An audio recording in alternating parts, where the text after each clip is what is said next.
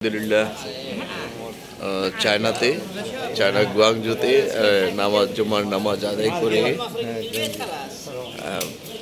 Guangzhou মসজিদে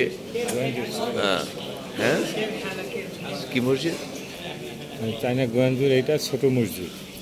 গুয়াংজুতে এটা ছোট মসজিদে আছি, নামাজ আদায় করলাম। বড় মসজিদটি রয়েছে সামনে।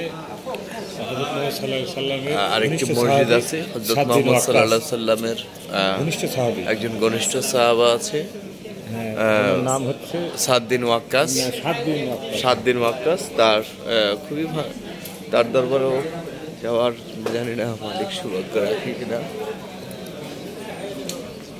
কালকে পবিত্র মাহে রমজান, মহান মালিক যেন সবাইকে ভালো রাখে, সুস্থ রাখে, সেটাই। মসজিদটি অত্যন্ত খুব ভালো লাগছে।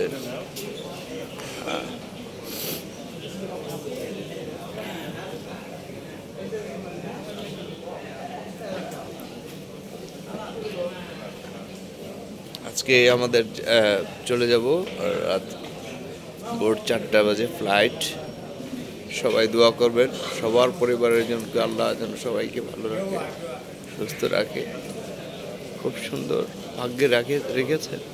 চায়নারই মসজিদে নামাজ আদায় করলাম, শুক্রবারের জুম্মার নামাজ। আল্লাহ যেন সবাইকে ভালো রাখে, যে যেখানে থাকে সবাইকে যেন আল্লাহ সুস্থ রাখে, ভালো রাখে। আসলে মনে মানে না, সবাইকে খুব অত্যন্ত বিদেশের মাটিতে যে যার মতো করে অবস্থান করছে, মারামারি, হানাহানি, কাটাকাটি, ঝগড়াঝাটি কিছুই নেই, সবাই ভালো।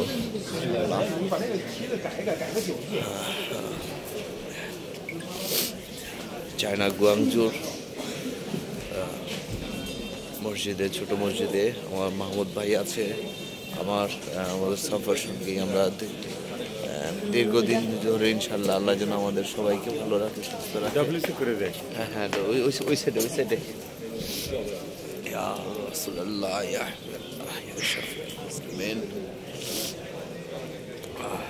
অত্যন্ত খুব ভালো লাগতেছে সবাইকে। বিভিন্ন 10 মায়ের 10 জন সবাই আমরা এখানে নামাজ পড়লাম।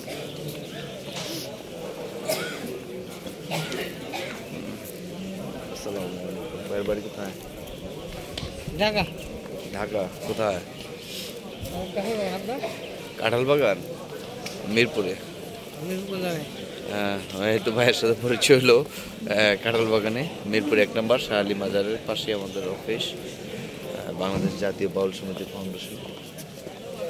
সবাই ভালো থাকবেন। ওকে ভাইয়া, ভালো থাকবেন।